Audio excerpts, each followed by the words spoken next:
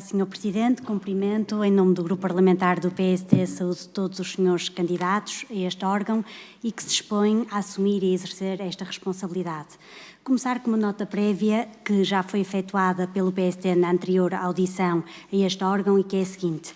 Todos os candidatos são indicados por partidos políticos, não interessa agora quais, mas aqui chegados queríamos deixar vincado que a partir da próxima sexta-feira, quando a lista for a sufrágio e eleita, como esperamos que seja, os senhores já não serão candidatos do partido A, do partido B, do líder A ou do líder B.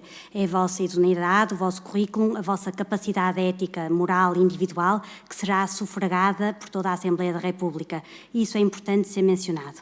Dito isto, eu coloco aqui 3 perguntas aos senhores candidatos. A primeira questão, o senhor Dr. Rui Silva Leal já abordou, mas gostaríamos de ter uma breve opinião dos restantes candidatos e tem precisamente a ver com a clivagem entre a autonomia, o princípio da autonomia do Ministério Público e a hierarquia.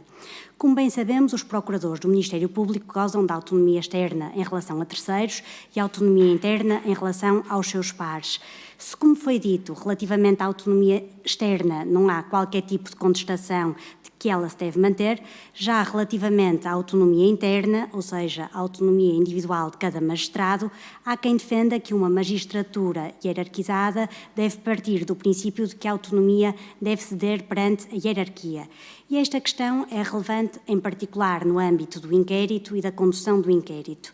E aqui chegados, é importante que os senhores candidatos nos digam qual entendem ser a solução mais sensata, em particular, se entendem que as orientações que devem ser dadas pela hierarquia devem ser apenas orientações genéricas e se eventualmente o poder hierárquico interferir com uma posição mais musculada na atitude de um magistrado, o que por vezes pode ocorrer, estamos a avaliar o magistrado ou quem lhe diz para fazer diferente. E esta questão entronca aqui com outra em termos de avaliações.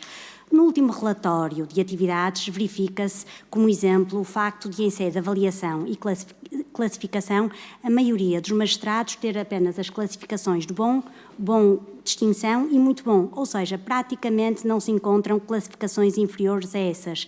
E, nesse sentido, gostaríamos de ouvir a opinião dos senhores candidatos quanto ao processo de avaliação. Há melhorias que entendem dever ser efetuadas ou parece-lhes adequado? Por fim, saber qual é a disponibilidade dos senhores candidatos para o exercício do cargo e, nomeadamente, para a assiduidade e para a elaboração das decisões disciplinares e outros despachos necessários nas diversas secções do Conselho para as quais os senhores candidatos sejam nomeados. Já agora, em relação aos senhores candidatos que são recandidatos, se existem alguns aspectos que, no seu entender, constituam constrangimentos ao exercício das suas funções e se há algum aperfeiçoamento que a esse nível possa ser feito no recente Estatuto do Ministério Público. E termino com os votos de que, uma vez eleitos, desempenhem um bom mandato. Obrigada.